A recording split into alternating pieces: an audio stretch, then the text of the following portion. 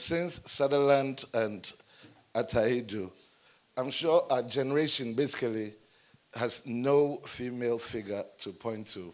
So it's like an aborted period. I mean, how, without an obvious female literary tradition, how do you get inspiration to write such a wonderful masterpiece? Let me first of all say that I'm flattered, in a good way. I don't use that word lightly. To be in any way, any kind of an analogy or comparison being drawn between me and these people that I've, admired my whole life. Um, I think it's premature, but I would certainly hope to get to that point soon. However, let me say that I'm not one, I don't believe much in labels. And so the question sort of rings in the direction of labeling me female writer, this kind of writer, Um, I mean, I have 53 years of experience as a woman. And so I just bring me to the writing experience. You know what I mean? I mean, I can't possibly write anything other than what would end up being classified as female writer. Well, I am female, I think. The last time you said, Anything to tell me, mommy? and you were a writer. I'm just writing from the place that I know best, which is things that I understand from my point of view, which is everything that goes into, everything that has gone into making me me. And that includes the biggest part of which being the fact that I'm a woman, If it comes across that way, good. How about that? Very, very good. Because I would hope that whoever, any artist, whatever they express should be authentic. And it can only be authentic when you bring it from the place where you are. You cannot do somebody else, as the American lingo goes. You do you, and you do it well. Do me, how I see the world, or where I want the world to go. Not just repeating what is that I'm trying to reflect in my work, but in fact, the possibilities of how one could possibly think alternatively about stuff. I mean, really? Are you kidding me? No. Why should it be this way? It can be this other way, I'm sure, right? There are no laws barring that, are there? And so that's just all that I've tried to do. So I hope that it shows. Having traveled a little bit and seen the world from somewhat different angles, it's a good thing to bring it to your work. And again, she reminded herself that I don't particularly like labels. However, again, just as with the female writer, I am African, and no matter where I go, that is the core of my experiences, especially since at this age, I mean, I spent half of my life here before I ever traveled, I ever set foot outside, You should bring to your art everything that you are. Otherwise, you cannot express yourself authentically. You cannot tell a full story. You cannot paint a complete picture. I grew up here, as you can tell. I speak English very well. You can hear that, right? Because we used to be a British colony.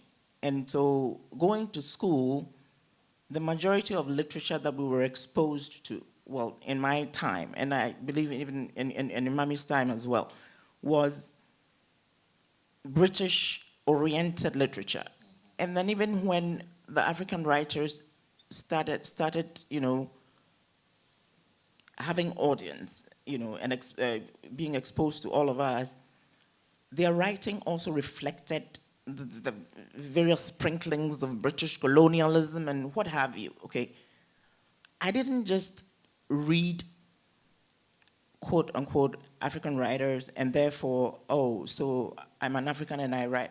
As to whether, in fact, that question pertains to my identity or my writing style or who I think I'm even veering my writing towards, I've never even been sure of that because I don't think about that. Because guess what? When we were growing up in literature class and taking English literature and reading Shakespeare and this and that, and my mother's 5,001 books under our staircase storage in Laboni, more than 90% of them were not Ghanaian, not African. We read all those. I never for a minute thought, oh, wait, but he's Russian, right? Oh, gee, maybe I shouldn't read him so much. Or Thomas Hardy, are you kidding me? My most profound reading experience, my coming of age experience, was reading Thomas Hardy's Test of the D'Urbervilles, Achimonta 81 group, class reader. I mean, like, I lost my innocence through that book. I was like, wait a minute. Okay, what were we? 14, 13, 15? I said,